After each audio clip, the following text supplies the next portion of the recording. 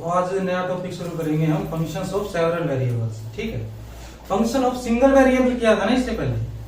अब single variable का मतलब था उसके अंदर एक इंडिपेंडेंट वेरिएबल था मेरे पास, जैसे ये था ना F of x. F of x के अंदर एक जो अकेला एक्स है ये क्या था, इंडिपेंडेंट। अब सेवरल वेरिएबल में जब हम काम करेंगे तो ये जो मेरा फंक्शन होगा ये डिपेंड होगा एक, दो या दो से ज्यादा वेरिएबल्स पे। ठीक है, इसका मतलब इंडिपेंडेंट वेरिएबल्स की संख्या दो या दो से ज्यादा होगी। ठीक है, एक नहीं होगी इसके अंदर। तो इसमें लिखो इन दिस चैप्टर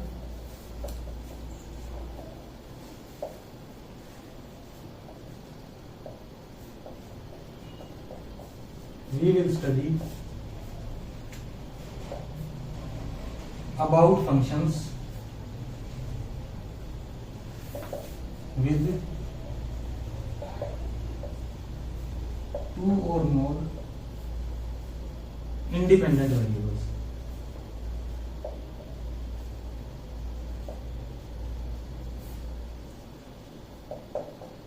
ठीक है, फॉर एग्जाम्पल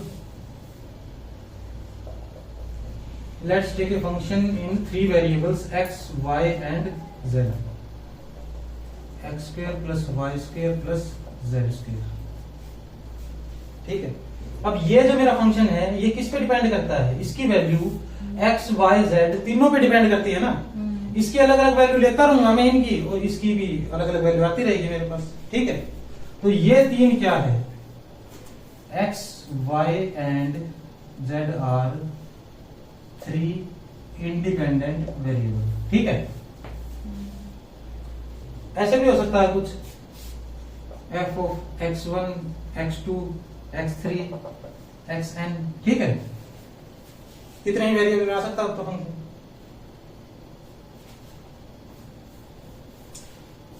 ऐसा भी हो सकता है function F of x Y is equal to X cube plus sine X. ऐसा भी हो सकता है F of x Y Z is equal to sine of X plus Y square plus Z. ठीक है, किसी टाइप से हो सकता है बस वो फंक्शन, जैसे उसमें करते थे ना हम, साइन इनवर्स एक्स भी आ सकता था, cos inverse x, log x. ठीक है, सबसे पहले तो हम किसके बारे में बात करेंगे, फंक्शंस ऑफ टू वेरिएबल के बारे में।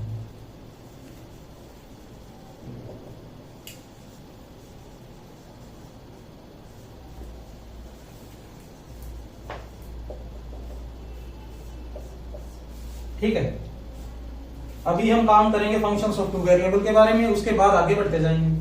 टू वेरिएबल का मतलब है ऐसा कुछ दिखाइए मुझे, एफ ऑफ x1, x2 दिख सकता है, एफ ऑफ u भी दिख सकता है, किसी भी टाइप से। ठीक है, ये किसका एलिमेंट होगा, x1 और x2, r क्रॉस r का एलिमेंट होगा ना ये। ठीक है, अगर मैं रियल फंक्शन लूंगा तो।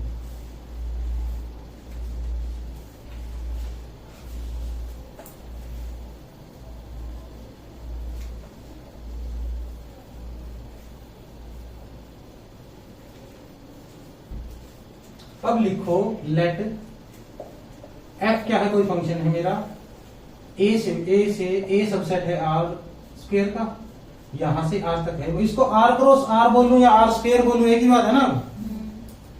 ये सबसेट है r स्क्वायर का, यहां से यहां तक कोई फंक्शन है, देन एवरी एलिमेंट और member of domain can be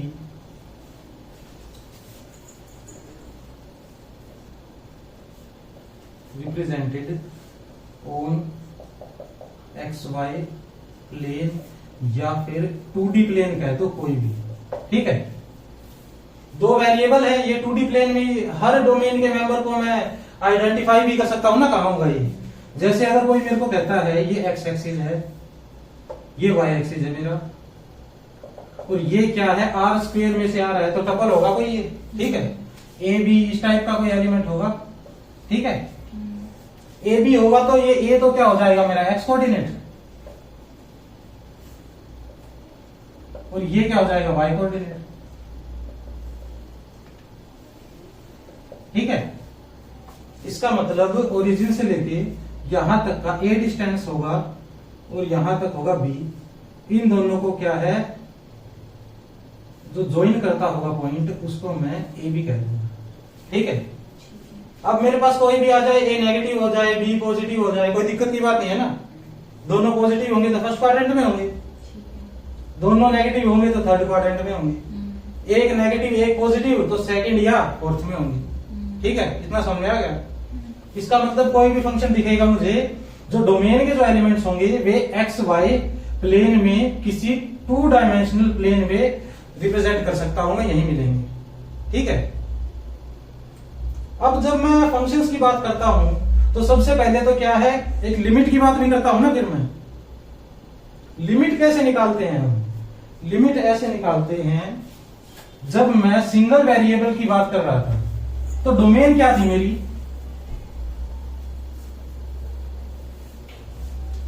functions of single variable किया था मैंने, तो डोमेन मेरी क्या थी, सबसेट ऑफ रियल नंबर्स। ऐसी ही कुछ डोमेन थी ना मेरी। तो उसके अंदर क्या था, कोई लाइन है मेरी, यहां पे कोई पॉइंट है ए, कोई भी मान लिया मैंने। तो जो रियल नंबर्स हैं वो क्या प्रॉपर्टी है उनके पास, या तो इसके अलावा कोई दूसरा नंबर लूं मैं, या तो वो इसके बराबर होगा, कोई दूसरा भी क्यों, कोई भी नंबर उठाऊंगा मैं, या तो इसके बराबर होगा, या इससे बड़ा होगा, या इससे छोटा होगा। ऐसा ही कुछ होता था। तो जब इस पे लिमिट निकालते थे हम, तो हम देखते थे कि डोमेन के जो एलिमेंट्स हैं वो इसको अप्रोच किस तरीके से कर सकते हैं। तो वो कैसे अप्रोच कर सकते थे, लेफ्ट से अप्रोच कर सकते थे या राइट से अप्रोच कर सकते थे, ऐसा ही कुछ करते थे वो। तो इसके पास, इसका मतलब मान लेता हूं मैं कोई सोल्जर है ये, तो इसके पास हमला कहां से हो सकता है, तो लेफ्ट से या फिर राइट से। ठीक है। दोनों चीज हम चेक कर लेते थे, सेम आ जाती थी तो कह देते थे लिमिट एग्जिस्ट करती है। उसके अंदर ए का भी कोई चक्कर नहीं था, भाई ए के ऊपर कुछ वैल्यू है नहीं है, सिर्फ क्या था, लेफ्ट हैंड लिमिट और राइट हैंड लिमिट। ठीक है। क्योंकि डोमेन के एलिमेंट्स या तो लेफ्ट में होंगे या राइट में होंगे या इसके बराबर होंगे। तो हम चेक कर लेते थे, लेफ्ट से अप्रोच कर रहे हैं, राइट से अप्रोच कर रहे हैं, वो बराबर आ रहे हैं नहीं आ रहे, फिर हम क्लेम कर देते हैं भाई लिमिट एग्जिस्ट करती है इसकी। ठीक है। अब जो प्लेन है मेरी, अगर 2 वेरिएबल में ले लिया मैंने, तो प्लेन है, मान लेता हूं ये कोई पॉइंट है ए बी। ठीक है। इसके पास, इसके डोमेन में जो एलिमेंट्स हैं वो कहां से आ रहे हैं, पूरे प्लेन पे है ना एलिमेंट, अब डोमेन के पूरी प्लेन में एलिमेंट है डोमेन की। अब वे डोमेन में एलिमेंट लेफ्ट से, राइट से भी अप्रोच कर सकते हैं, राइट से भी अप्रोच कर सकते, ये राइट और लेफ्ट दोनों से अप्रोच कर सकते हैं। उसके बाद नीचे से भी अप्रोच कर सकते हैं, ऊपर से भी अप्रोच कर सकते हैं, क्योंकि डोमेन के एलिमेंट ही हर जगह। नीचे ऊपर छोड़िए तो नॉर्थ ईस्ट वेस्ट साउथ कहीं से भी अप्रोच कर सकते हैं ना। अब ये यहां से भी कर सकते हैं, यहां से भी कर सकते हैं, पूरी किसी भी डायरेक्शन से अप्रोच कर सकते हैं ये। ठीक है। तो इसके अंदर अगर लिमिट बताओगे आप, एवरी डायरेक्शन से लिमिट बतानी तो कोई आसान बात तो है नहीं, आई बात समझ में। तो इसके अंदर कोई पूछे भाई लिमिट कैसे बताओगे, तो हम क्या करेंगे, कोई भी पॉइंट कहीं से अप्रोच करे इस पॉइंट को, लेकिन उसको अप्रोच करने के लिए इसके जस्ट पास तो आना पड़ेगा ना एक बार, ये तो बात पक्की है। अब इसको कोई अप्रोच करेगा, मान लेता हूं ये ए बी है मेरे पास, इसको कोई यहां से अप्रोच कर रहा है ऐसे। ठीक है। यहां से अप्रोच कर रहा है ऐसी कर्व से, स्ट्रेट लाइन से अप्रोच कर गया, पैराबोला से अप्रोच कर गया, ऐसे कोई भी अप्रोच करेगा।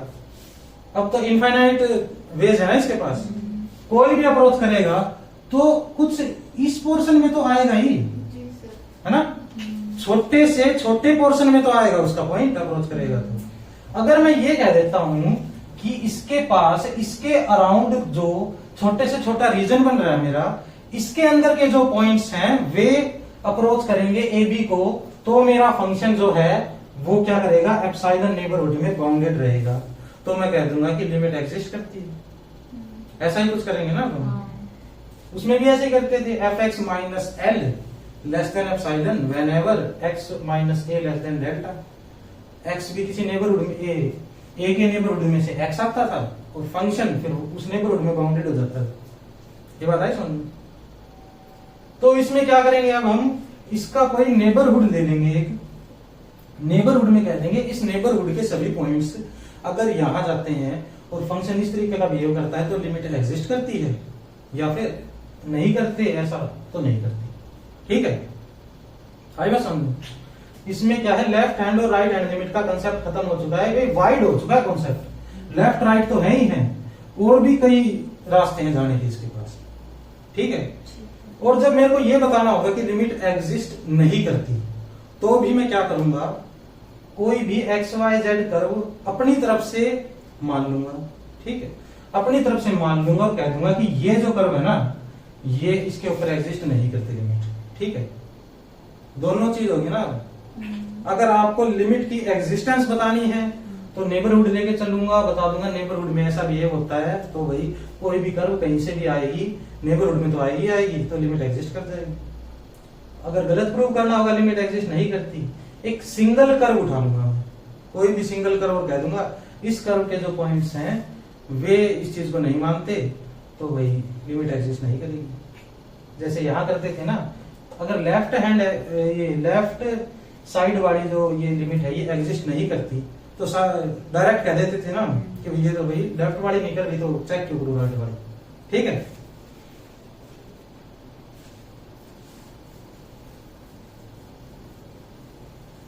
ये बात समझ में आई।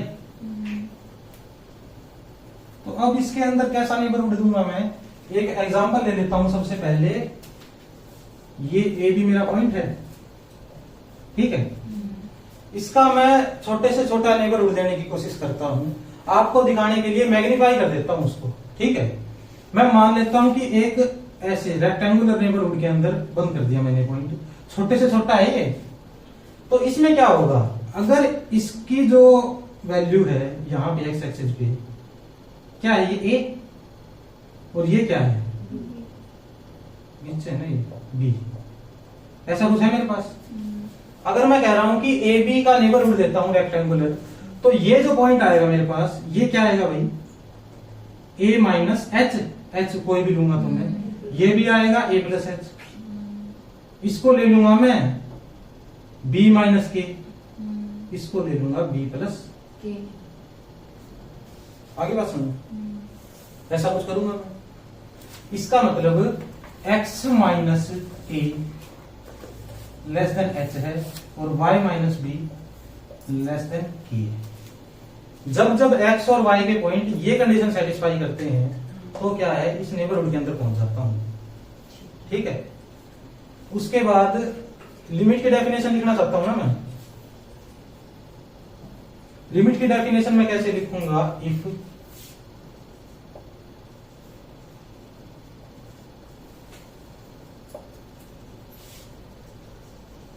Bounded in some epsilon neighbourhood, ठीक है, F x Y is bounded in some epsilon neighbourhood when ever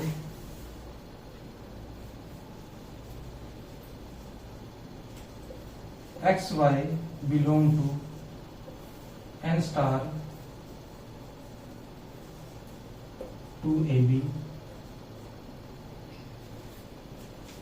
ऐसा कर दूंगा ना कुछ, ये वेरी बहुत शॉर्ट फॉर्म है ये, ना तो कोई ऑफिशियल स्टेटमेंट है ये, बस ये बताने के लिए है, एक बार हम समझ जाए देसी तरीके से कि भी एक्स वाई बाउंडेड रहेगा किसी एप्सिलॉन नेबरहुड में जब ये एक्स वाई क्या है यहां से अप्रोच करेंगे इसके किसी नेबरहुड से एन स्टार से। ठीक है, एन स्टार, अच्छा N minus zero, N minus zero नहीं है, एन स्टार नाम ऐसे ही सोच लो, इसका डिलीटेड नेबरहुड है ये, ए भी नहीं है इसके अंदर, ए बी इसके अंदर भी नहीं है ना, कोई जरूरत नहीं है, डिलीटेड नेबरहुड होगा तो भी काम चल जाएगा, कोई ऑफिशियल स्टेटमेंट नहीं है, वैसे ही है ये, आप इसको ब्रैकेट में लिख लो, वैसे फॉर्मल लिखेंगे इसका डेफिनेशन। ठीक है,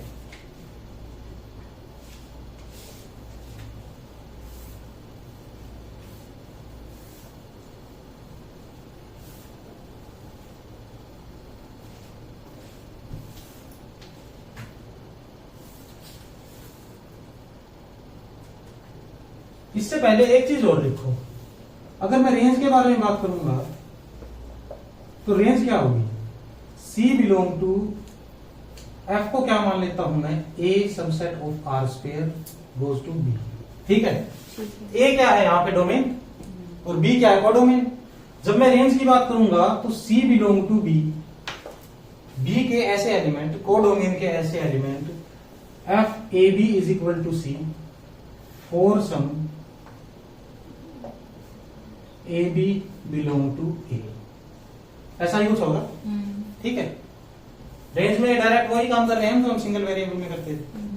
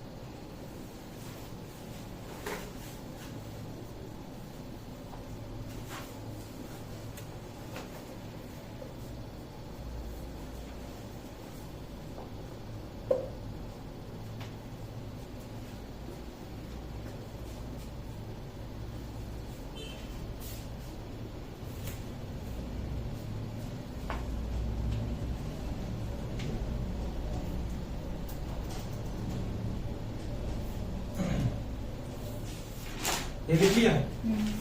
इसमें देखो A function well defined in a neighbourhood of A B. सबसे पहले तो फंक्शन क्या है मेरा, वेल डिफाइंड होना चाहिए। अगर वेल डिफाइंड है ए बी को छोड़कर, उसमें भी ऐसा ही करते थे हम, लेफ्ट हैंड लिमिट चेक करते थे, राइट हैंड चेक करते थे, ए के ऊपर थोड़ी चेक करते थे। तो एक नंबर एल पर अप्रोच कर जाए, जैसे ही एक्स वाई के जो पॉइंट्स हैं, मेरे डोमेन के जो पॉइंट्स हैं, वो ए बी को अप्रोच करते हैं। ठीक है। इसका मतलब ए बी के नेबरहुड के पॉइंट्स जो हैं वो तो ए बी को अप्रोच करेंगे, उन पॉइंट्स के ऊपर जो मेरा फंक्शन है वो एल को अप्रोच कर जाएगा। एल क्या है, ये क्वांटिटी एप्सिलॉन से छोटी होगी, इसका मतलब एल प्लस एप्सिलॉन और एल माइनस एप्सिलॉन के बीच में रहेगा वो। ठीक है।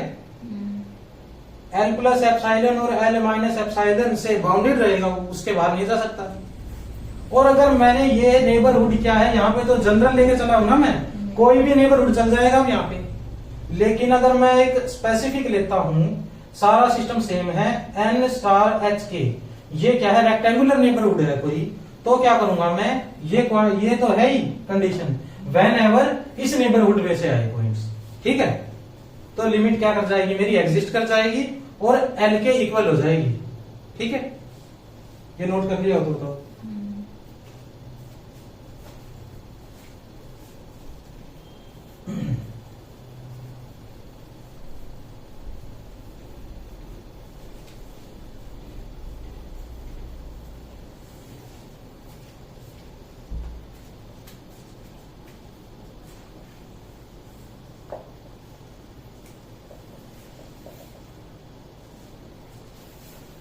अब लिखो नेबरहुड ऑफ ए बी। ठीक है, सबसे पहले लिखता हूं मैं सर्कुलर नेबरहुड।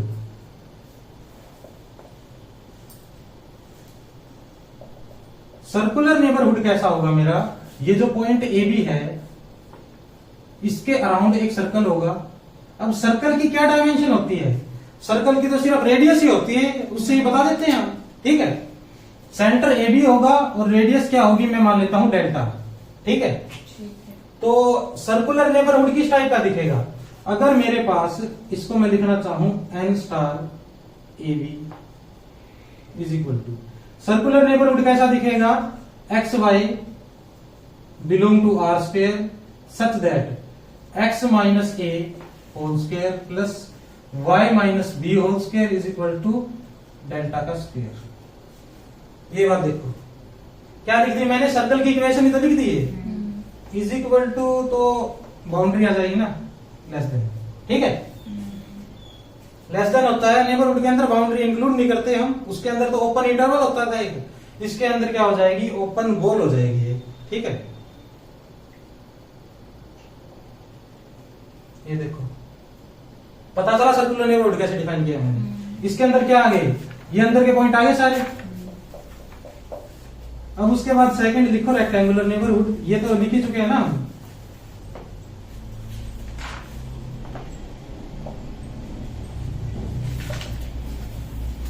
रेक्टेंगुलर नेबरहुड में क्या होगा, N star A B is equal to x Y belong to R square such that X minus A less than H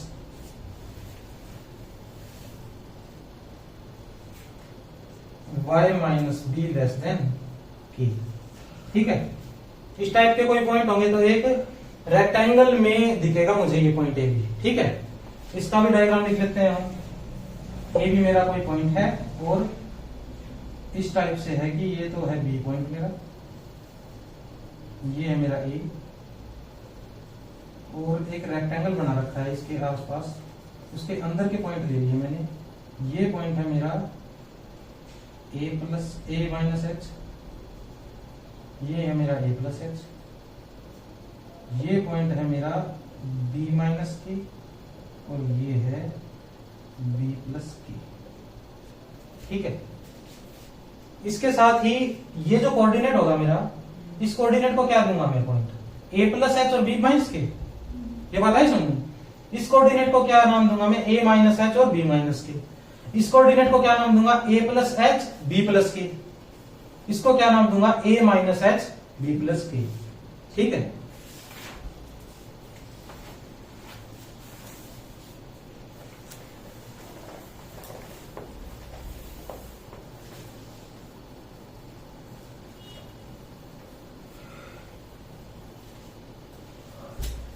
अब क्या करता हूं मैं, अगर लिमिट की हमने डेफिनेशन लगानी भी है तो हम क्या करेंगे, या तो रेक्टेंगुलर नेबरहुड में काम करेंगे या फिर सर्कुलर में काम करेंगे। ऐसा नहीं कि इनके अलावा कोई नेबरहुड ही नहीं है। अब इसका तो नेबरहुड कैसा भी हो सकता है ना, ए बी मेरे पास अगर कोई पॉइंट है, इसका तो मैं ऐसे बना सकता हूं,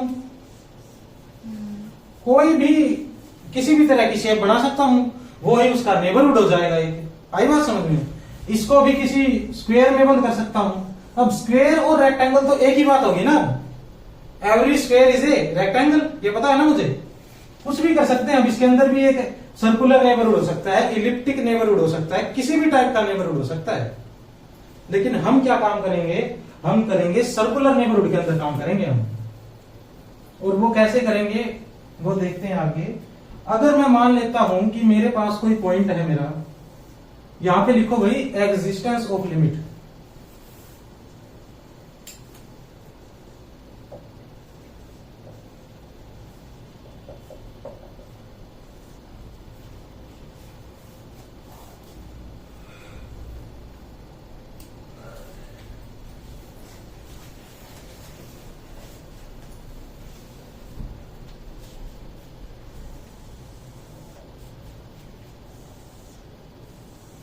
ये प्लेन मान लिया मैंने, एक्स वाई प्लेन, ये एक्स एक्सिस है और ये वाई एक्सिस। ये कोई पॉइंट है ए बी, और एक सर्कुलर नेबरहुड मान लिया मैंने, ठीक है। अब अगर मैंने सर्कुलर नेबरहुड मान लिया तो इसको मैं क्या कर सकता हूं, यहां पे ज्वाइन कर सकता हूं, इसको यहां भी ज्वाइन कर सकता हूं, और इसकी ये लाइन भी बना देता हूं, ठीक है।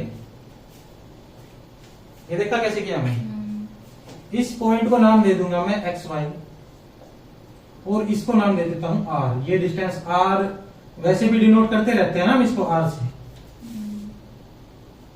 अब अगर नेबरहुड की बात करते हैं, मैं क्या कह दूं कि ए बी को पॉइंट्स अप्रोच कर रहे हैं इस सर्कल के अंदर से, ठीक है। मैं मान लेता हूं इस बाउंड्री के जस्ट पास से कोई पॉइंट ए बी के पास आता जा रहा है, ऐसा ही कुछ हो रहा है ना। अब बाउंड्री से अब ये है कि ये तो चेंज होगी नहीं, ये तो ऐसी कैसी रहेगी, बस ये घूमता रहेगा ऐसे। सर्कल की प्रॉपर्टी ये है। यहां कोई पॉइंट एक्स वाई होगा, वो भी क्या कह दूंगा कि अप्रोच करता जा रहा है, वो भी क्या करेगा, आर को 0 बना देगा एक किस्म से। ये बात आई समझ में। जैसे ही ये पॉइंट बाउंड्री के आसपास का ए बी को अप्रोच कर रहा है, वैसे ही आर जो है मेरा 0 को अप्रोच करता जा रहा है, 0 के बराबर नहीं होता जा रहा है। ऐसा ही कुछ हो रहा है ना।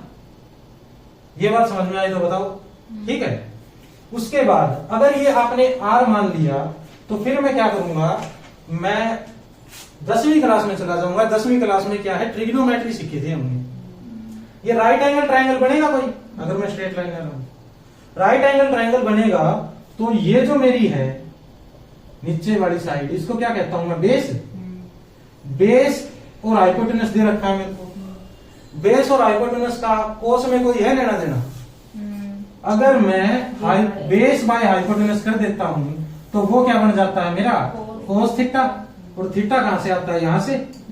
ये बात आई समझ में। और बेस की वैल्यू क्या आ जाती है, hypotenuse r into cos theta, अगर ये आर ले रखा है तो। ये बात आई समझ में। इसको क्या बोल दूंगा मैं, आर कोस थीटा।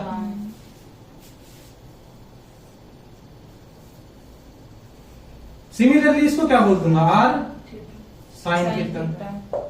तो एक बात बताओ, अगर ये मेरे पास आर कोस थीटा है, ठीक है, ये डिस्टेंस, और ये डिस्टेंस क्या है मेरे पास नीचे, ये क्या है, ए।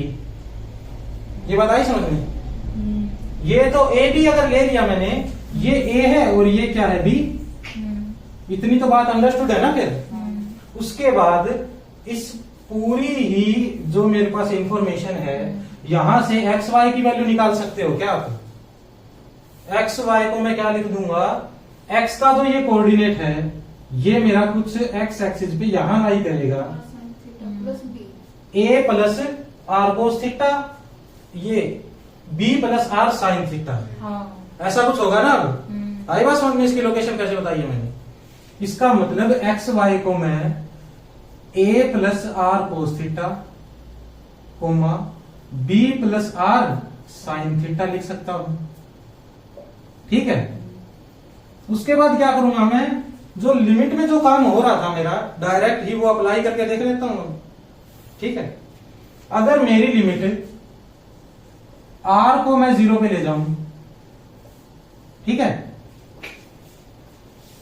आर 0 पे जा रहा है, आर 0 पे जा रहा है, तो इसका मतलब क्या है, distance of x y and a b 0 होता जा रहा है ना, अप्रोच कर रहा है। एक ही बात है ये, ठीक है। और इसका डिस्टेंस निकालता कैसे हूं मैं, अगर ऐसे कर दूं मैं, नॉर्म ऑफ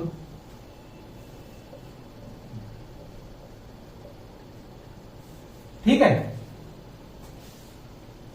ये भी 0 पे जा रहा है, तो f of x y, x y क्या है मेरा, a plus r cos theta comma b plus r sine theta.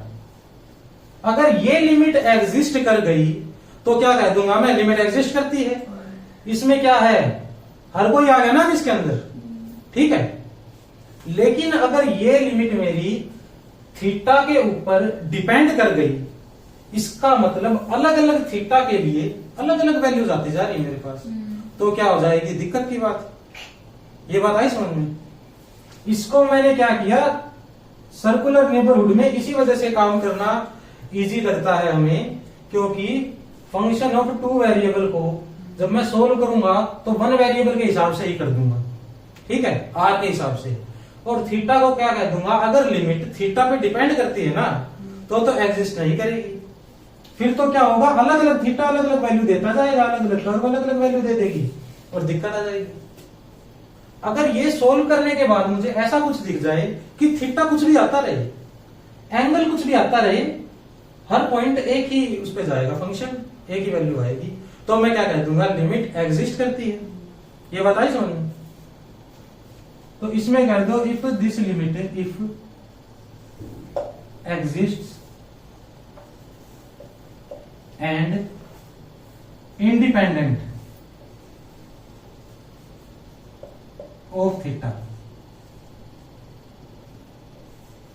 Then limit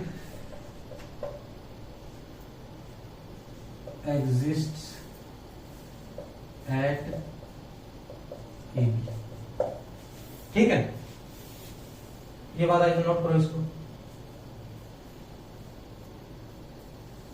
इसका मतलब क्या हुआ, अब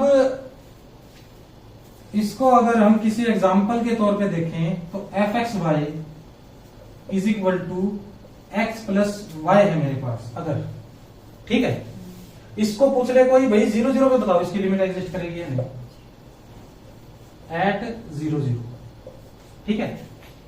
ए की वैल्यू 0 है, यहाँ पे बी की वैल्यू भी 0 है, तो क्या करूंगा मैं कह दूंगा इसकी लिमिट 0 0 पे तब एग्जिस्ट करेगी जब limit r goes to 0 f of a plus r cos theta, इसका मतलब आर कोस थीटा और आर साइन थीटा प्लस 0, तो लिखो ना लिखो एक ही बात है ना, एग्जिस्ट कर जाएगी और थीटा से इंडिपेंडेंट होगी, थीटा नहीं दिखना चाहिए मेरे को। तो इसमें आ जाएगा ये limit r goes to 0 tends to 0 x plus y, x की जगह पुट कर दो r cos theta plus r sine theta, ठीक है। अब क्या आएगा मेरे पास, ये limit r goes to 0, r common ले लो यहां से, cos theta plus sine theta, ठीक है। अब cos theta plus sine theta bounded होता है अनबाउंडेड होता है, बाउंडेड है। तो अगर मैं थीटा की कोई भी वैल्यू लेता रहूंगा तो बाउंडेड रहेगा ये। और इस टाइप के क्वेश्चंस किए आपने जहां पे आर तो 0 पे जाता हो और उसके मल्टीप्लाई में कुछ बाउंडेड हो तो क्या हो जाता है, वो 0 हो जाता है टोटल। तो इसका क्या आंसर आ जाएगा भाई, 0। अब ये जो 0 है मेरा, इसके अंदर कहीं थीटा दिख रहा है मेरे को, ये 0 तो क्या है, इंडिपेंडेंट है थीटा से, ठीक है, थीटा पे डिपेंड नहीं कर रहा। तो मैं क्या कह दूंगा, लिमिट एग्जिस्ट करती है 0 0 पे और लिमिट की वैल्यू क्या है, 0, ठीक है। ये समझ में आया तो बताओ, कोई प्रॉब्लम नहीं है ना इसमें।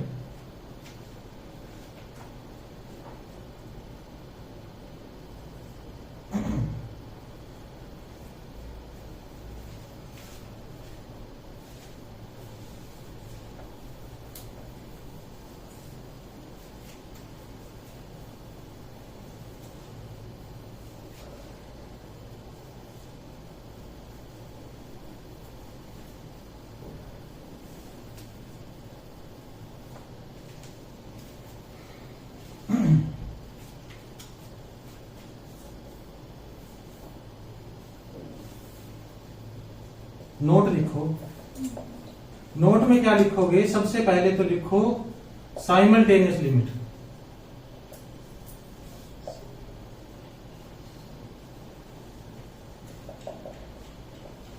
साइमल्टेनियस का मतलब क्या होता है, दोनों इकट्ठी होती है ना, कुछ एग्जिस्ट करती है, इस टाइप का काम होता है। तो इसका मतलब limit x y tends to A b f of x Y is equal to l. अगर ऐसा कुछ मिलता है मुझे तो साइमल्टेनियस लिमिट एग्जिस्ट करेगी ना इसकी। तो ये जो एक्सप्रेशन है मेरे पास, this is known as simultaneous limit, ठीक है, of f at a b, ठीक है। दूसरा लिखेंगे हम repeated limits.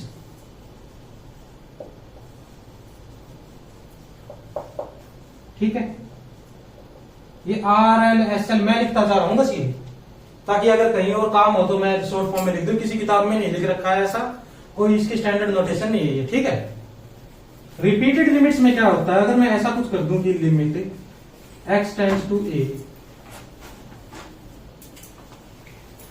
y tends to b, f of x y, ऐसा कर दूं। ठीक है, और इसको तो पहले सोल्व कर लूं x को कांस्टेंट मान के, और बाद में क्या करूं, is equal to limit of x tends to a कोई फाई 1x। ठीक है, x को कांस्टेंट मान लूंगा तो x में कोई फंक्शन आ जाएगा ना मेरे पास, उसके ऊपर फिर x के हिसाब से लिमिट लगा दूं।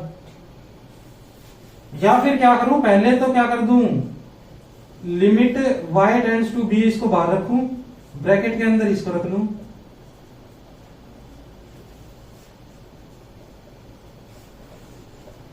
इसके अंदर क्या होगा, इसके अंदर आप y को कांस्टेंट मान लोगे, y को कांस्टेंट मान लोगे तो जो फंक्शन मेरे पास आएगा वो किसके अंदर आएगा, y के अंदर।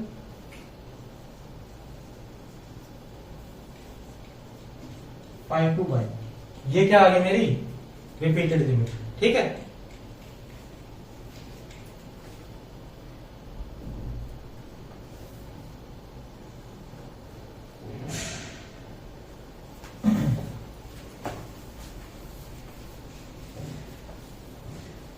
ये नोट कर लिया था ना सारा ये।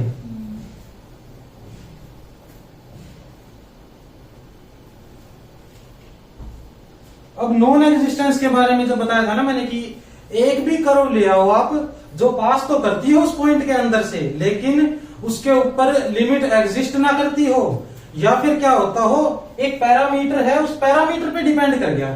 ठीक है, वैल्यू क्या है उस पैरामीटर पे ही डिपेंड करेगी, उस पैरामीटर की वैल्यू चेंज करते जाओगे तो अलग अलग वैल्यू आती जाएगी मेरे पास। ठीक है, ऐसा कुछ कर देंगे तो क्या कह देंगे हम, लिमिट एग्जिस्ट नहीं करती, और क्या कहें, काम खत्म हो जाएगा मेरा, ज्यादा जनरल में जाने की जरूरत नहीं पड़ेगी। एक एग्जांपल ले आऊंगा मैं किसी भी कर्व का, और ऐसे कह दूंगा इस कर्व के ऊपर लिमिट एग्जिस्ट नहीं करती, तो नेबरहुड में भी नहीं करेगी। ठीक है, उसके बारे में लिखते हैं नॉन एग्जिस्टेंस ऑफ लिमिट। ये काम जब करेंगे ना हम, तब ज्यादा समझ में आएगा। ये देखो, अगर इससे क्या बताना चाह रहे हैं हम, take a curve passing through the point a b.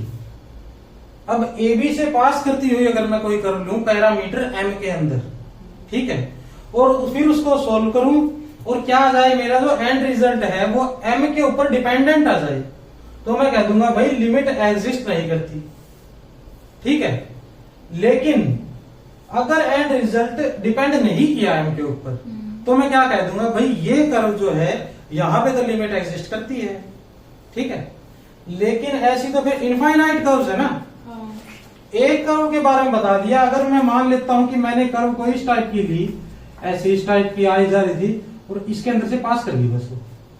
ठीक है, अब मैंने ये कर्व ली, इसका एग्जांपल लिया किसी पैरामीटर में, भाई पैरामीटर का मतलब है इसकी बस वैल्यू बदलती गई, थोड़ी सी शिफ्ट होता गया ये। जैसे अगर मैं y is equal to mx लेता हूं, तो क्या होता है, बस उसकी थोड़ी सी शिफ्ट होते जाता है बस ग्राफ, है ना, स्ट्रेट लाइन आता जाएगा, थोड़ा बहुत बदलाव आता जाएगा, लेकिन 0 0 से पास होती जाएगी हमेशा। ऐसा ही कुछ होगा ना। ये जो कर्व है मेरी किस पैरामीटर के अंदर है, m के ऊपर है, ये m की वैल्यू आप बदलते जाओ, y is equal to 1x 2x 3x 4x, graph बदलता जाएगा, लेकिन 0 0 को पास करता जाएगा हमेशा। ये बात आई समझ में। अब 0 0 से पास होती जाएगी तो इस टाइप की कुछ लाइंस आएंगी, ऐसी ऐसी, इस तरीके की नेगेटिव ले लोगे तो इसका मतलब 0 पॉइंट को अलग अलग वे से अप्रोच करती जा रही है ना ये कर्व। आई बात समझ। अगर ऐसा कुछ हो गया और डिपेंड एम पे कर गई मेरा एंड रिजल्ट, तो मैं कह दूंगा इस कर्व के ऊपर तो भाई लिमिट एग्जिस्ट नहीं करती। लेकिन अगर नहीं डिपेंड किया तो मैं क्या कहूंगा, इस कर्व के ऊपर तो करती है, बाकी किसी कर्व का मुझे क्या पता। क्या पता कोई दूसरे तरीके से कोई कर्व आए दूसरी और उस पे ना करती हो एग्जिस्ट। फिर मैं एग्जिस्टेंस के बारे में कुछ नहीं कहूंगा। एग्जिस्टेंस के बारे में तो मैं सर्कुलर नेबरहुड वाली डेफिनेशन पे ही जाऊंगा और लगा के देखूंगा मेरा। ठीक है, आई बात समझ में?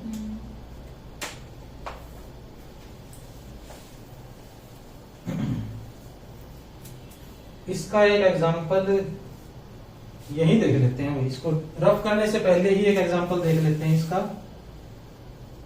अगर मैं लेता हूं f x Y is equal to x by y और 0 0 पे लिमिट चेक करता हूं, ठीक है, 0 0 पे लिमिट चेक करना चाहता हूं तो एक्स वाई दिख रहा है मेरे को यहाँ पे। अब मैं कोई ऐसी कर्व सपोज करूंगा जो क्या करे, एम पे डिपेंड आ जाए। कैसे एम पे डिपेंड आ जाए? Limit x y tends to 0 0, ऐसा कुछ है ना मेरे पास, एफ ऑफ एक्स वाई।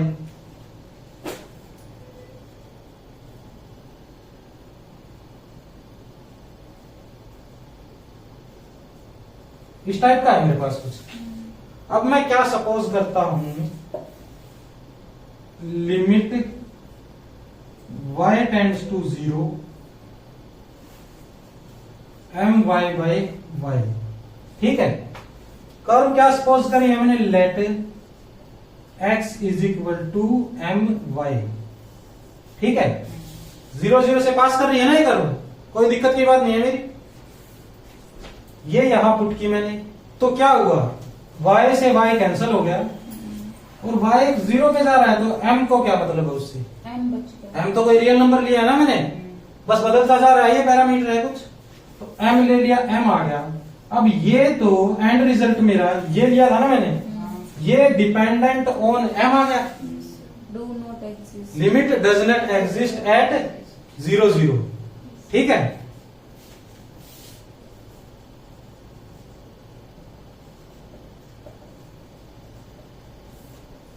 ऐसे कुछ करेंगे भैया, ठीक है। ये सोचना मेरा काम है, जो स्टूडेंट बैठा उसका काम है कि भी ऐसा क्या लूं मैं, ना करे, या फिर क्या करो अपनी डेफिनेशन पे जाओ, ठीक है। अगर उस डेफिनेशन से करते आप इसको तो क्या करते, आर कोस थीटा बाय में आर साइन थीटा, आर से आर कैंसिल हो जाता और कोट थीटा मिल जाता मेरे को, है ना। कोट थीटा भी थीटा पे डिपेंड करता है, एक ही बात थी ना उसके अंदर। ये लिख लिया हो तो बताओ।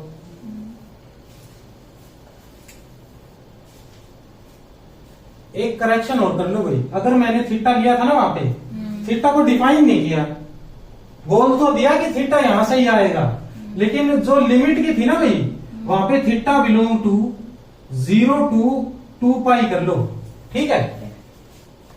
इसका मतलब थीटा पूरा ही इस सर्कल से आएगा। बोल तो दिया था कि भी थीटा कुछ भी हो सकता है इसमें, और ये शिफ्ट करता रहेगा, लेकिन थीटा बिलोंग टू 0 टू 2 पाई कर लो वहां पे, ठीक है, लिमिट वाली इसमें।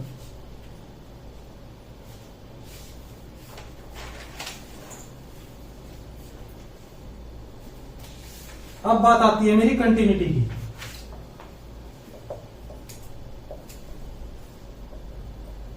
अब कंटिन्यूटी में क्या होगा, इसमें भी कोई ज्यादा बड़ी बात नहीं है, इसमें भी सेम ही काम करेंगे हम। इफ एफ ऑफ, ये लिमिट आएगा ना, limit of x y goes to A b, f of x Y is equal to f of A b, ठीक है। उसके अंदर भी कुछ ऐसा ही करते थे। ऐसा कुछ आ जाता है तो मैं क्या कह दूंगा, कंटिन्यूअस है मेरा फंक्शन कंटिन्यूअस है ए बी पॉइंट के ऊपर, ठीक है।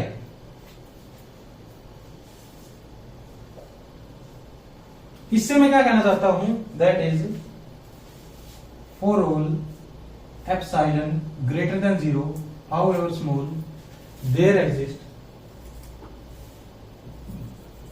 कैसा ही नेबरहुड ले लो अब तो ये, ठीक है, सर्कुलर ले लो या फिर मेरा रेक्टेंगुलर ले लो।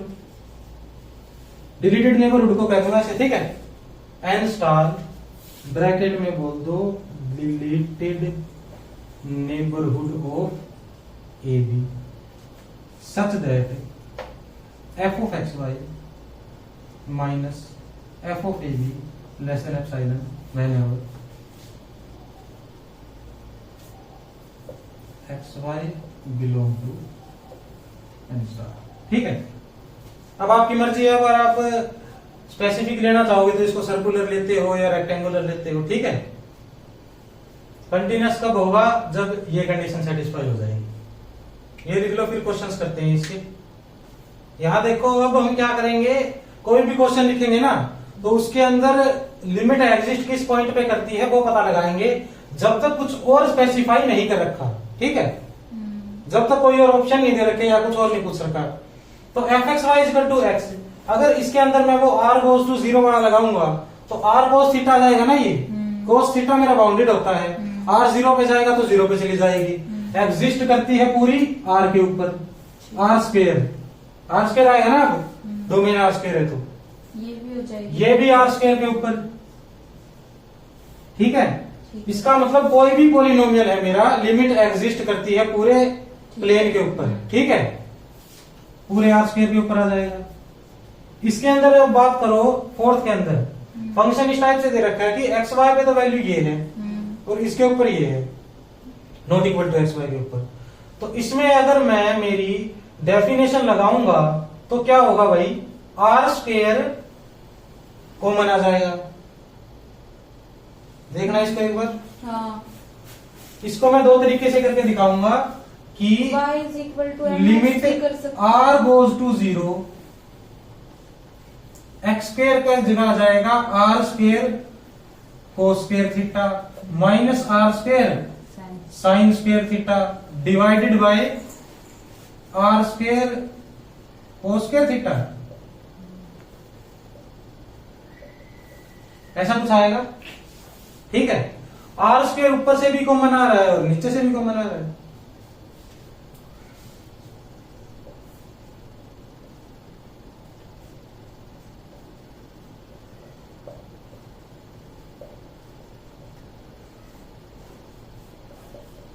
इसके इंटू में बना जाएगा, कोस square theta plus sign square theta तो 1 होता है ना।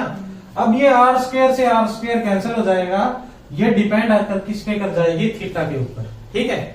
थीटा ये एंगल पे डिपेंड करती है तो एग्जिस्ट नहीं करती, ठीक है। डज नॉट एग्जिस्ट एट 0 0, ऐसा ही कुछ है ना। और क्या करूंगा अब मैं इसको वही y इज इक्वल टू हाँ। mx भी रख सकते हैं, ठीक है, सही कह रहे हैं। ये कोई पैरामीट्रिक कर्व ले लूं एक, और y is equal to mx let कर लूं, ठीक है।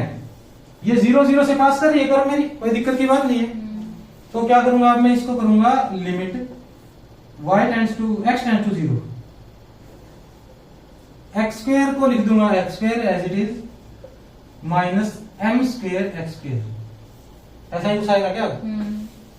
नीचे आएगा मेरा x square as it is plus m square x square, ये आ जाएगा मेरा limit x goes to 0 1 minus m square by 1 plus m square. ये डिपेंडेंट ऑन एम है तो क्या कह दूंगा, लिमिट डज नॉट एग्जिस्ट, ठीक है।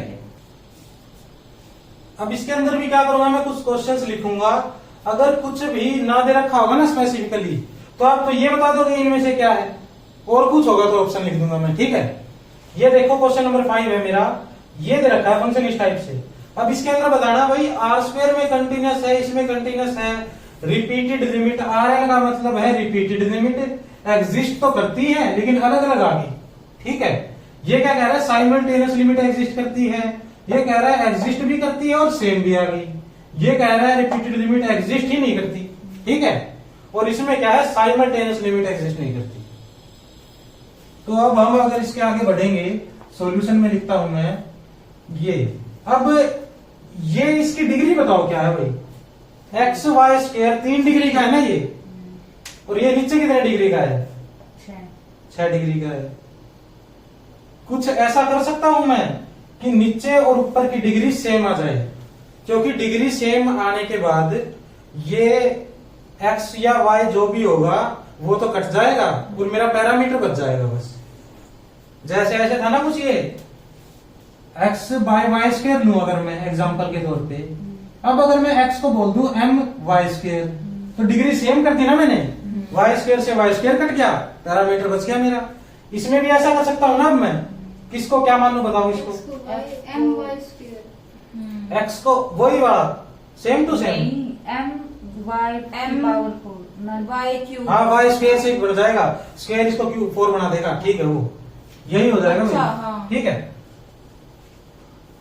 इसका मतलब पैरामीटर मैं मान लूंगा ना तो मेरी बात बन जाएगी। और दूसरी बात क्या है, ऊपर भी पॉलिनोमियल है नीचे भी पॉलिनोमियल है। पॉलिनोमियल को दिक्कत कब होती है कॉन्टिन्यूअस होने में, ये नीचे वाला क्या है जीरो नहीं होना चाहिए और कुछ होता है। ठीक है, एक्स वाई इस पे तो ये जीरो हो जाएगा ना, 0 0 पे तो ठीक है, ये बताइए समझ में। इसमें लिखो सबसे पहले तो polynomial by polynomial, problem at x square plus y square is equal to y की पावर 4 इज इक्वल टू 0। ठीक है, तो at x Y is equal to 0, this means continuous in r square minus 0 0। ठीक है, ये बताइए समझ। उसके बाद लिमिट का तो काम कर दिया ना मैंने। अब लिमिट एग्जिस्ट नहीं करती थी तो भी कंटिन्यूअस तो हो ही नहीं सकता, लिमिट एग्जिस्ट ही नहीं करती, बराबर आने का तो कोई मतलब पैदा नहीं होता ना। पैरामीटर क्या लूंगा मैं, let x is equal to m y square, उसके बाद limit y tends to 0 m y square into y square divided by m y square की power square plus y raise to the power 4, ऐसा कुछ मिलेगा मुझे। ठीक है, इसको क्या करूंगा अब मैं, m into y raise to the power 4 divided by ये कॉमन और 1 प्लस एम स्क्वेयर, ये आ जाएगा मेरे पास। ये आ गया तो y इसे कट जाएगा, y की टर्म कट जाएगी पूरी की पूरी, और ये मेरी क्या आ जाएगी, डिपेंडेंट ऑन m।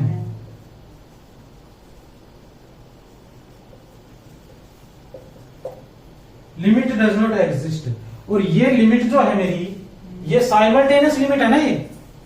इसके अगर पहले लिखूंगा इसका फर्स्ट वो दूसरे वाला स्टेप, तो एक्स वाई गोज टू 0 0 है ना, तो इसका मतलब साइमल्टेनियसली लिमिट तो एग्जिस्ट नहीं करती इसकी। ठीक है, इसका मतलब इसमें अगर मैं ठीक लिखना चाहूंगा कौन से ठीक हैं, तो ऐसा कुछ होगा कि एक तो सेकंड ठीक होगा, एक लास्ट ये 7th ये ठीक होगा। ठीक है, ये गलत हो जाएगा, ये भी गलत हो जाएगा, बात रहेगी किसकी, रिपीटेड लिमिट्स की। ठीक है, ये नोट कर लिया तो बताओ।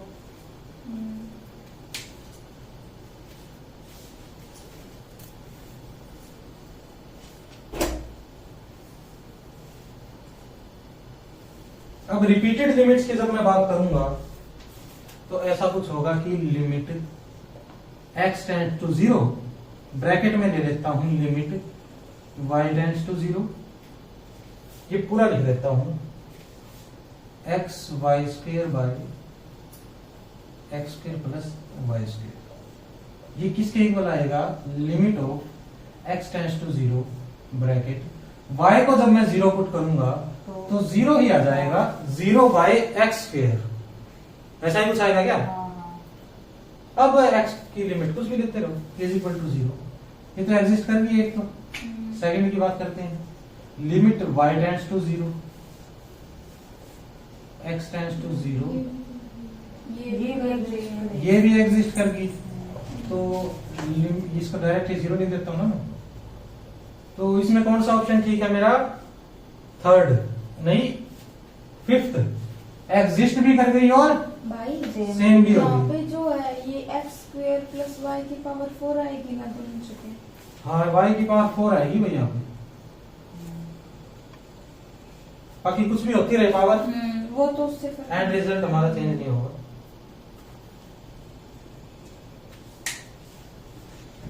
इसके अंदर क्या करूंगा मैं, पैरामीटर कोई मिल रहा है तो बताओ, कोई कुछ पैरामीटर लूं और इन दोनों की क्या है डिग्री सेम कर दूं मैं। y की पावर 20, y की पावर, हाँ y raise to the power अगर 20 ले लेता हूं मैं किसी भी तरीके से, नहीं तो क्या होगा, X दिक्कत ही हो जाएगी फिर ये तो भाई। x को y एक्स की 20, हाँ y को पुट करें, y को पुट कर देना x की 20, हाँ। क्योंकि x की पावर 40 नीचे है ही मेरी, यहाँ पे भी x की पावर 40 आ जाएगी और ऊपर भी बात बन जाएगी, मेरी पावर ऐड हो जाएंगी। तो ठीक है, ऐसे कुछ सोचेंगे हम इसके पैरामीटर के बारे में, पैरामीट्रिक कर्व के बारे में। ठीक है, तो क्या करता हूं मैं, सॉल्यूशन 6 का कर रहा हूं ना मैं। इसमें क्या आएगा, let y is equal to x raise to the power 20 m into, parameter की बात करूंगा ना मैं पहले तो मेरी लिमिट डज नॉट एग्जिस्ट आ जाएगी। तो पॉलिनोमियल y पॉलिनोमियल है, लिमिट 0 पे तो एग्जिस्ट वैसे भी नहीं करती। कंटिन्यूअस तो कहां हो जाएगा ये, आर स्क्वायर माइनस 0 पे, सेकंड ऑप्शन करेक्ट हो जाएगा। ठीक है, लिमिट एग्जिस्ट नहीं करती तो लास्ट ऑप्शन करेक्ट हो जाएगा शायद।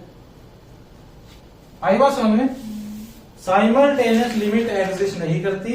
रिपीटेड लिमिट्स की मैं अब बात करूंगा। रिपीटेड लिमिट की जब बात करूंगा तो ज्यादा कुछ सोचने की आवश्यकता उसमें भी नहीं है। क्यों, ऊपर क्या मल्टीप्लाई में है ना ये। अब रिपीटेड लिमिट में अगर मैं 0 पे ले रहा हूं, ऊपर वाला क्या दोनों कंडीशन में 0 होता जाएगा और सेम होते जाएंगे। ये repeated limit both exist and same. ठीक है, अगर ऊपर भी कुछ एडिशन वगैरह होता तो दिक्कत हो जाती। मल्टीप्लीकेशन है, एक को 0 पुट करो, दूसरा अपने आप 0 हो गया। ठीक है, कौन सा है, फिफ्थ था क्या वो, ये भी ठीक हो जाएगा।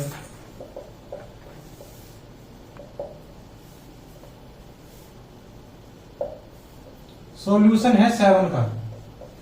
7 में देखो, अब 7 के अंदर क्या है, ऐसा कुछ दे रखा है। अब कर्व फाइंड करोगे, अब क्या कर्व फाइंड करोगे बताओ, कोई भी कर्व नहीं मिलेगी ना अब तो ऐसी जो इनकी डिग्री सेम बना देती हो, मिलेगी तो बताओ।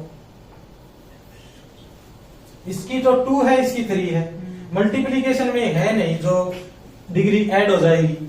कॉमन ले सकता हूं मैं, कॉमन लूंगा तो मैक्सिमम टू मैक्सिमम 2 कॉमन आ जाएगा, कुछ और कॉमन नीचे से भी फिर उतना कम ही कॉमन आएगा। ये बात है समझ में। तो इसकी क्या है, पैरामीट्रिक कर्व तो मिलनी मुश्किल है मुझे। ठीक है, जनरल अप्रोच लगाने की कोशिश करते हैं हमारी, वो क्या होगी, limit r tends to 0, x की जगह क्या पुट करूंगा मैं, r cos theta, r square cos square theta plus r cube sin cube theta divided bye r cos theta minus r sin theta. ठीक है,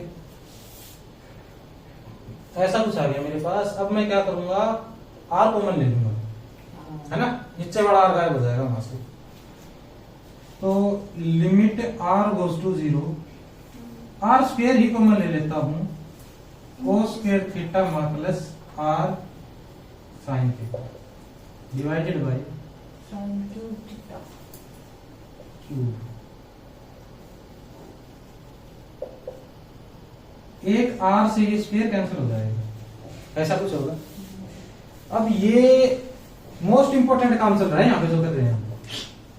ठीक है, मोस्ट इंपोर्टेंट काम क्यों चल रहा है, क्योंकि कई बार एग्जाम में स्टूडेंट क्या करता है, ये सोचता है नीचे भी ट्रिग्नोमेट्रिक कोई है क्वांटिटी, ऊपर भी कोई ट्रिग्नोमेट्रिक है। मैं क्या करता हूं, इसको बाउंडेड मान लेता हूं, है ना। एक अप्रोच ये लग सकती है, अगर कोई मान लो सोचे नीचे भी कोई बाउंडेड है, ऊपर भी कोई बाउंडेड है, तो बाउंडेड हो जाएगा, ये 0 है। लेकिन ये सोचना क्या है, सरासर गलत है। ये सोचना सरासर क्यों गलत है, आप अगर वैसे ही जनरली सोचो, cos theta minus sine theta, ये r जो है मेरा, जो यहां दे रखा है मैंने, r टेंड्स टू 0, इसका मतलब r 0 के आसपास है कुछ। ठीक है, ना तो 0 के बराबर है, 0 से थोड़ा बहुत कम है बस। और cos theta minus sine theta, ऐसा कुछ मिल सकता है मुझे जो 0 के आसपास की वैल्यू आ जाए। ये तो -1 और 1 के बीच में है अगर दोनों चीज, तो पॉसिबिलिटी तो है ना ये। क्या पता किसी पॉइंट के ऊपर मेरा cos theta minus sine theta is equal to r आ जाए, से एट सम पॉइंट। ठीक है, जिस पॉइंट के ऊपर भी इन दोनों की वैल्यू कोइंसाइड करेगी ना, सेम होगी, वहां पे क्या होगा, r से ये कैंसिल हो जाएगा। ठीक है, ये 0 दे देगा, लेकिन ये थीटा पे डिपेंड आ जाएगा मेरा। ठीक है, ये बताइए समझ में। ऐसे ही जुलाई 2024 में क्या था, एंड रिजल्ट हमारे पास आ रहा था लिमिट r गोज टू 0, इसकी बात नहीं कर रहा अब मैं, ठीक है, वैसे ही बता रहा हूं, r इंटू टेंजेंट थीटा आ गया था, ठीक है, ये एंड में प्राप्त हुआ था। तो ऑनलाइन भी जीरो कर देगा फिर। यूट्यूब पे भी क्या किया, इसको 0 बता दिया, ठीक है, लेकिन जब फाइनल आंसर की आई तो उसके अंदर ये डिपेंडेंट कर रही थी, डज नॉट एग्जिस्ट आ रही थी, ठीक है। ये क्यों डज नॉट एग्जिस्ट आ रही है, टेन थीटा को मैं लिखूंगा साइन बाय कोस, ठीक है, साइन अपॉन कोस लिखूंगा, कोस की कहीं ना कहीं क्या पता आर आ जाए, वैल्यू कोइंसाइड कर जाए और आर से कैंसिल हो जाए, तो लिमिट मेरी एग्जिस्ट नहीं करेगी, थीटा पे डिपेंड आ जाएगी। और वैसे भी ये बाउंडेड थोड़ी है, ठीक है, ये बाउंडेड थोड़ी है मेरी, ये तो अनबाउंडेड है, इंफिनिटी तक वैल्यू जा रही है थीटा की, इसमें टेन थीटा की, तो पाई बाय 2 पे इंफिनिटी तक जा रहा है। तो अगर मैं थीटा को 0 से 2 पाई के बीच में लेता हूं, ये तो अनबाउंडेड हो गया ना, तो r इंटू अनबाउंडेड का तो कोई रिजल्ट है ही नहीं मेरे पास, आई बात समझ में।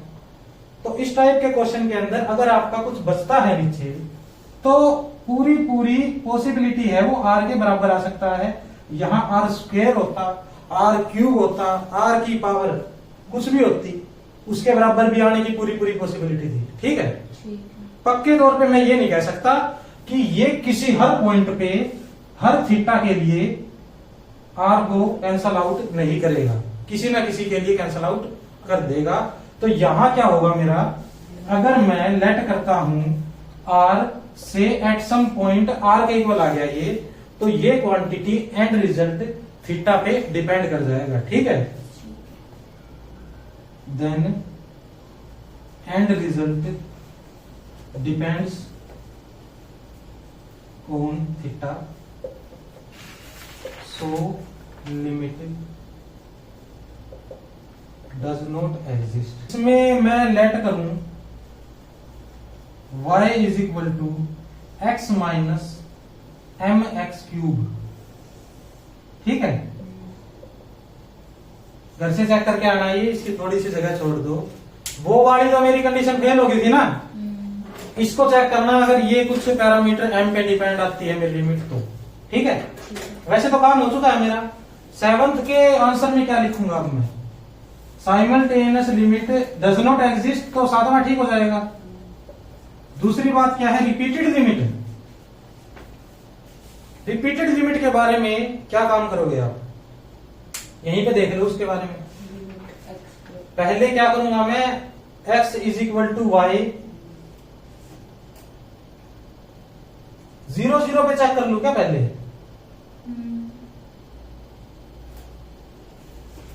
या फिर ए ले लेता हूं, दोनों को a मान लेता हूं, ऐसा कोई पॉइंट ले लूं, x कोऑर्डिनेट भी a है और y कोऑर्डिनेट भी a है।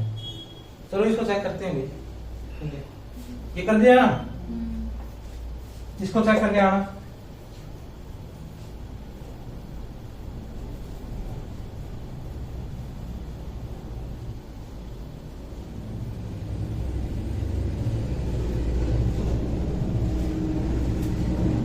Limit x goes to a, limit y goes to a, same ले लेता हूं ना मैं, ये सेम वाली बात हो रही है, कुछ 0 0 की बात तो हो नहीं रही, ओनली स्पेसिफिक। इसमें ऐसा करूंगा तो होएगा x square plus y cube divided by x minus Y,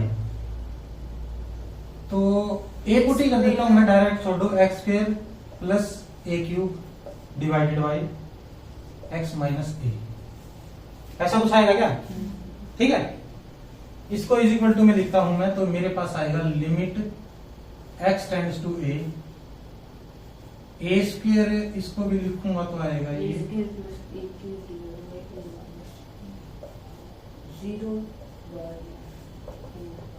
does not exist आ गया क्या ये, ठीक है। इसमें क्या होगा भाई मेरा 6th पॉइंट है, रिपीटेड लिमिट भी एग्जिस्ट नहीं करती, ठीक है। और क्या आएगा मेरा, और क्या चेक करूं इसमें, कंटिन्यूटी, कंटिन्यूटी का तो बात ही नहीं होती सर, अगर लिमिट एग्जिस्ट ना करे तो। हाँ, लिमिट एग्जिस्ट नहीं करती तो कंटिन्यूस भी नहीं होगी ना, फर्स्ट में भी और सेकंड में भी, ठीक है। यही आएगा बस इसका, फिर तो ठीक, बाकी सारे गलत हो जाएंगे। एक बात है कि क्या होता है कि दो तरीके के आदमी होते हैं। मान लो एक गिलास है, गिलास के अंदर कोई पानी भर दिया आधा गिलास, तो एक बंदा क्या कहेगा, कोई कहे भी इसके बारे में सोचो, तो कोई ऑप्टिमिस्ट होगा, वो क्या कहेगा, ये गिलास है आधा भरा हुआ है पानी से। पेसिमिस्ट क्या कहेगा, ये गिलास आधा खाली है, वो नेगेटिव थॉट कहेगा। तीसरे बंदे से किसी से पूछा भी इस गिलास के बारे में क्या सोचते हैं आप, इसके अंदर पानी है, वो आया, उसने पूछा हाँ पानी है, पानी पी लिया उसने और आराम से बैठ गया, मैं कुछ नहीं सोचता इसके बारे में। वो कौन था बंदा, वो था ओपोर्चुनिस्ट। उसने अपनी अपॉर्चुनिटी देखी, कई देर होगी प्यास लग रही है, ना पानी दे दिया, मैंने पानी पी लिया, बात खत्म।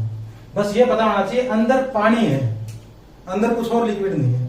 तो हम भी क्या करेंगे, ना तो ऑप्टिमिस्टिक बनेंगे, कोई भी रिजल्ट देखते ही के बताइए ठीक हो और लगा के आ जाए, ना पेसिमिस्टिक, ये रिजल्ट दिखा पॉसिबिलिटी है ठीक होने की, नेट वालों ने भी ठीक कर रखा है, लेकिन मेरे को इसका एग्जाम्पल नहीं मिल रहा, मैं कैंसिल कर दूंगा इसको। अपॉर्चुनिस्टिक बनना है, अगर कोई पैटर्न फॉलो हो रहा है, कोई रिजल्ट नेट वाले मान रहे हैं पिछले 2 सालों से, और फाइनल आंसर की में ठीक कर रहे हैं उसको, पहली आंसर की में नहीं, फाइनल में जो क्लेम क्लूम होने के बाद आती है वहां पे ठीक कर रहे हैं, तो मैं मान के चलूंगा कि मेरा ठीक हो, और अपने अपॉर्चुनिटी के हिसाब से फायदा उठा लूंगा। ठीक है, क्या है, पॉइंट एक ही है ना, बस ये 0 0। इस पे चेक करो, कैसे चेक करोगे आप बताओ। अगर पैरामीट्रिक कर्व से चेक करोगे या फिर किसी और तरीके से चेक करोगे, भाई मेरी आर वाला यूज करोगे, आर वाला यूज करोगे तो क्या आएगा, मेरा आर कट जाएगा, ऐसा ही कुछ होगा ना। मैं मानता हूं एफ एक्स वाई, ऐसे कुछ करूंगा ना, limit f x y r goes to 0, x y भी क्यों, यहां आएगा r cos theta r sine theta, ऐसा ही कुछ करूंगा। A plus r cos theta है, ए की वैल्यू 0 है मेरी, बी की वैल्यू भी 0 है, यहां आएगा r cos theta into sine of 1 by r cos sine theta, in addition r sine theta into sine ही है या कोस है, साइन ही है, sine 1 by r cos theta is equal to, r को माना जाएगा यहाँ पे, और आ जाएगा मेरा कोस थीटा इंटू ये 1 by r something -1 sine theta are,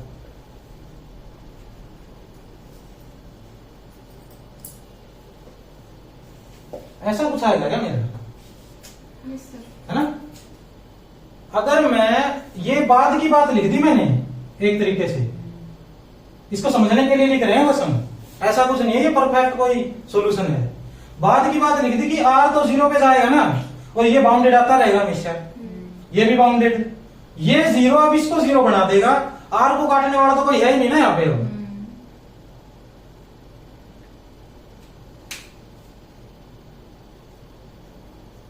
इसमें देखो ये इसका कौन सा ऑप्शन ठीक हो जाएगा भाई, साइमल्टेनियस लिमिट एग्जिस्ट, वो है मेरा 4th है शायद।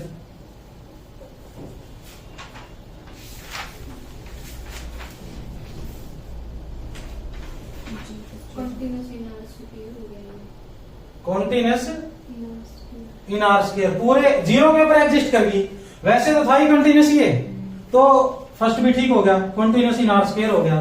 रिपीटेड लिमिट की बात रहेगी, ठीक है, रिपीटेड लिमिट वाला आप चेक करना, ठीक है, आर एल साइमल्टेनियसली लिमिट तो एग्जिस्ट करी गई, ये चेक करना, ठीक है। अब हेडिंग लिखो partial derivatives,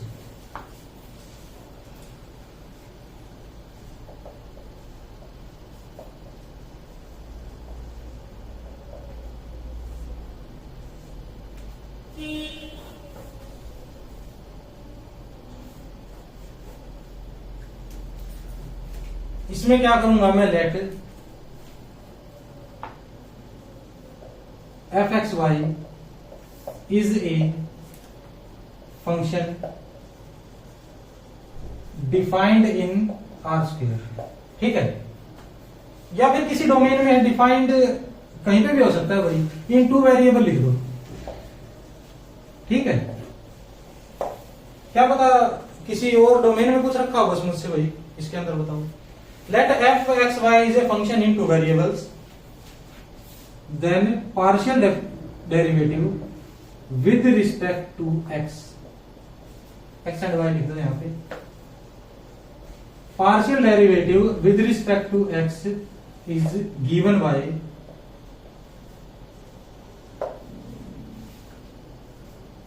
F x at a b, किसी पॉइंट के ऊपर होगा ये, ठीक है। जनरल निकालोगे तो जनरल भी निकाल सकते हो। Limit h tends to 0 f of a plus h comma b minus f of A b divided by h, ठीक है। दूसरा क्या है, partial derivative with respect to y is given by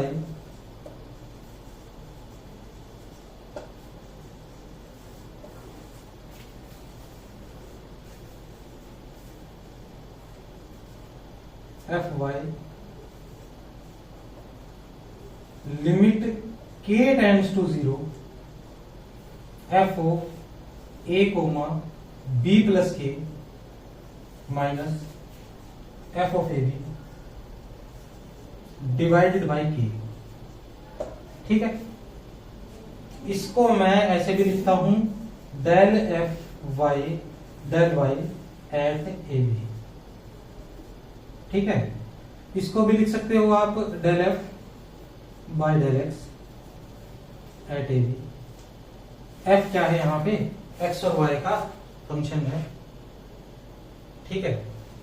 partial derivative with respect to x क्या denote करता है, ये जो ए बी है ना मेरा पॉइंट, लेफ्ट और राइट से डेरिवेटिव एग्जिस्ट करता है या नहीं करता, ठीक है। ये लेफ्ट और राइट के बारे में बताता है, और ये वाई वाला है जो मेरा, ये बताता है नीचे और ऊपर, बॉटम और अप के बारे में, ठीक है। आई बात समझ में?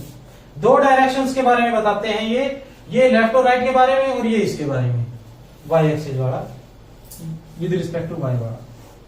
ये बातें ध्यान रखनी है आपको। आगे जब डायरेक्शनल डेरिवेटिव करेंगे तो हर डायरेक्शन में डेरिवेटिव एग्जिस्ट करता है नहीं करता, ऐसी भी कोई बात करेंगे हम, ठीक है। बस इतना जान लो कि अगर आपको ए बी के ऊपर पार्शियल डेरिवेटिव निकालना है तो ये लिमिट लगा दोगे अगर एक्स के रिस्पेक्ट में निकालना है, ये लगा दोगे अगर वाई के रिस्पेक्ट में निकालना है। एक्स के रिस्पेक्ट में जब मैं निकालता हूं तो जो लिमिट एच टेंड्स टू 0 है, यहां पे के टेंड्स टू 0 है, ये तो सेम रहती है, किसी को हम 0 पे भेज रहे हैं। एक्स के जब रिस्पेक्ट में है तो एक्स वाला कोऑर्डिनेट ए प्लस एच हो जाता है, ठीक है। वाई के रिस्पेक्ट में वाई वाला कोऑर्डिनेट बी प्लस के हो जाता है, बाकी सेम है मेरे पास, ठीक है। सिंगल वेरिएबल में जब काम करते थे तब भी कुछ ऐसा करते थे ना, जिस पॉइंट पे निकालनी है वो यहां बैठा होता था, नीचे कोई एच होता था और यहां मेरा ए प्लस वाला सिस्टम होता था, ठीक है। एक नोट लिखो, if f x Y is differentiable function then f x of x Y is equal to, अगर मेरा ये डिफरेंशिएबल फंक्शन है ना कोई, डिफरेंशिएबल के बारे में भी क्या करूंगा मैं आगे बात करूंगा, डिफरेंशिएबिलिटी जब आएगी। अभी के लिए मान लो अगर डिफरेंशिएबल फंक्शन है तो d by d x of f x y कर दो, उसको ए बी मान लेता हूं ना, ये कोई ए और बी, ये ए बी के ऊपर निकाल लो और वाई को क्या करो आप कांस्टेंट की तरह ट्रीट कर दो, ठीक है। और फिर उसके बाद ए बी पुट कर दो, ये आ जाएगा मेरे पास, अगर डिफरेंशिएबल है तो। अभी के लिए ये सोच लो सिर्फ पॉलिनोमियल जो है फंक्शन मेरे वे डिफरेंशिएबल होते हैं भाई, तो इसका मतलब कोई भी अगर मुझे दूसरा लिखो, polynomials if f x y is a polynomial in x and y then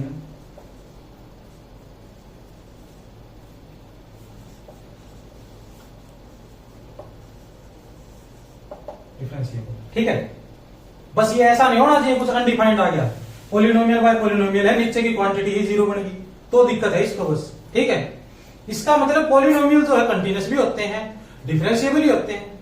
polynomials ये क्या है, कॉन्टिन्यूसली डिफरेंशिएबल फंक्शंस हो गए मेरे। इसके ऊपर मैं ये वाला यूज कर लूंगा रिजल्ट। इसका मतलब कोई भी अगर मेरे को पोलिनोमियल मिलेगा उसका partial derivative with respect to x पूछ लिया, डायरेक्ट डेरिवेटिव कर दूंगा और वैल्यू जिसके ऊपर पूछ रहेगी वो पुट कर दूंगा बाद में। ठीक है, जैसे कि क्वेश्चन लिखो ये एफ एक्स वाई मान लेता हूं मैं 7y² प्लस 3x² y। ठीक है, फाइंड क्या करना है, क्वेश्चन नंबर क्या चल रहा है मेरा 10। Find f x 1 2 f y 2 3। ठीक है, इसमें देखो अब क्या करूंगा मैं, जब एफ एक्स निकालना होगा, ये पॉलिनोमियल है, डिफरेंशिएबल है मेरा, डायरेक्ट इसका कर दूं क्या डेरिवेटिव एक्स के रिस्पेक्ट में, वो आएगा मेरा, इसको कांस्टेंट मान लूंगा तो 0 6x है ना, 6xy y भी आएगा साथ में, और फिर एफ एक्स एट 1 2 1 2 है तो वही 6 इंटू 1 इंटू 2 12, ये आ गया मेरा। ठीक है, और एफ वाई बताओ अब क्या आएगा, एफ वाई है मेरा 14y प्लस 3x²। ये है क्या कुछ, इसके अंदर फिर पुट करो आप f y at 2 3, 14 into 3 plus 3 into 4 42 plus 12 56। ठीक है, अगर फंक्शन डिफरेंशिएबल है तो ऐसा कुछ कर सकते हैं हम। 12 कहां पे, अच्छा हाँ यहाँ पे 12 आएगा भी और 54 हो जाएगा। ठीक है,